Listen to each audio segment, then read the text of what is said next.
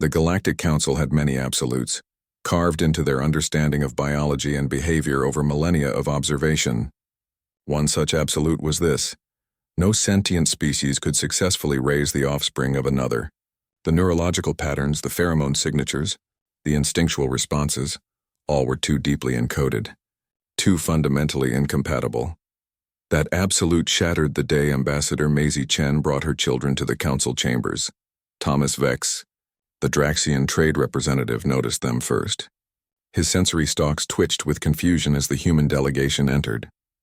Behind Maisie walked what appeared to be 3 juvenile beings, but not human children. His breath caught in his respiratory sacs. A Kalari kit, her feathered crest already showing the iridescent blues of maturity. A Threnic pup, his carapace still soft and mottled with youth spots. And most impossibly, a Draxian youngling, her stalks barely developed, walking upright when she should have been crawling through the mud pools of his homeworld. "This is a provocation," hissed Council Leader Zethrix, his scaled hands gripping the podium. "Ambassador Chen, you cannot bring unrelated juveniles into these chambers. Where are their parents? Their proper caretakers?" Maisie smiled, that peculiar human expression that could mean so many things. She placed a hand on each of the younglings' shoulders, all 3 simultaneously, despite them being different heights. "Council Leader, may I present my children? This is Sophie, age 7. This is Marcus, age 9. And this is little Arya, age 5. "Impossible," Thomas breathed, stepping forward from his delegation. "The Draxian child, Arya, you called her. She should be with her clutch mother in the spawning pools. She should be dead," Maisie interrupted, her voice suddenly sharp. "As should Sophie and Marcus. All 3 were found on derelict vessels, abandoned stations, disaster sites, orphaned, alone, and according to every species in this council, unsalvageable." The chamber erupted in clicking, hissing, and warbling, the universal sounds of disagreement. "You cannot mean you raised them," said Councillor Fee, her wings fluttering with agitation. "A Quillari kit requires precisely calibrated thermal nests, constant grooming of growing feathers, and the specific frequencies of parent song to develop proper cognition. No off-worlder could possibly—" "Mama sings to me every night," Sophie said, her voice carrying the melodic quality of her species. Her crest raised proudly. "She learned all the traditional songs. Her pronunciation is terrible, but the feeling is right." A wave of shocked silence rolled through the chamber. Thomas felt his world tilting. He approached slowly, careful not to startle the children, his eyes fixed on young Arya, on the Draxian child who should not exist in this context. "May I?" he asked Maisie. She nodded, and Thomas knelt before Arya. He performed the traditional greeting gesture, a complex movement of stalks and head tilt that indicated kinship inquiry. No alien could replicate it. The movements were too subtle, too instinctual. Arya responded perfectly, her underdeveloped stalks moving in the pattern taught only by Draxian parents to their young. "How?" Thomas whispered. "I watched videos," Maisie said simply. "Hours and hours of them. I practiced until my neck hurt. I failed 100 times. Arya thought it was hilarious. She smiled down at the child. "But she was patient with me." "But the pools," Thomas insisted, his mind reeling. "She needs the mineral mud, the specific bacteria, I have a pool. Temperature controlled, mineral composition analyzed and replicated monthly. It took me 4 months to get it right. The import costs are astronomical, but—" Maisie shrugged. "She's my daughter. You do what you have to do." Marcus, the Threnic pup, chittered a laugh, a sound that should only emerge from Threnic throats, but which clearly expressed amusement. "Mom almost flooded the apartment the first time she installed it. 3 times, Maisie corrected with a rueful grin. "I flooded it 3 times.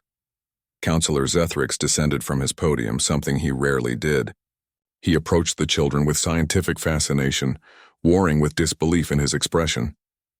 "Your neural development," he said to Sophie. "Your carapace hardening," to Marcus. "Your stalk growth," to Arya.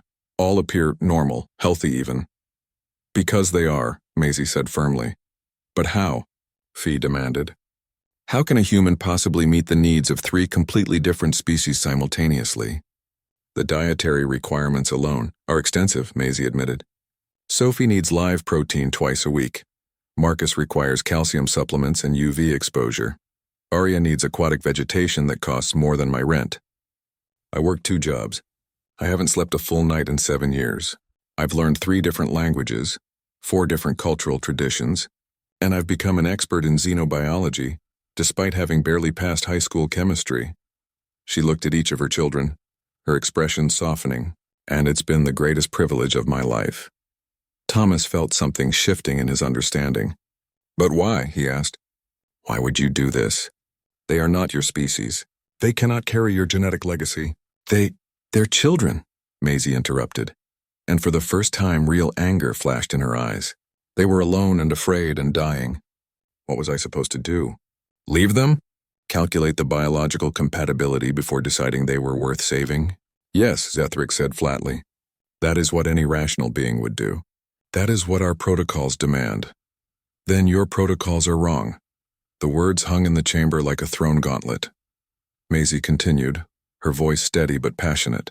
You want to know what humans are good at? It's not the technology we've developed or the worlds we've explored. It's this: we bond. With anything. With everything. We adopt creatures that share no genetic relationship with us and call them family. We raise orphaned animals from other species on our own planet for no reason, except that they needed help. We form attachments to robots, to ships, to stars we've named. She pulled her children closer. So yes, I raised them. I learned everything I could. I made mistakes, so many mistakes. But I loved them through every single one.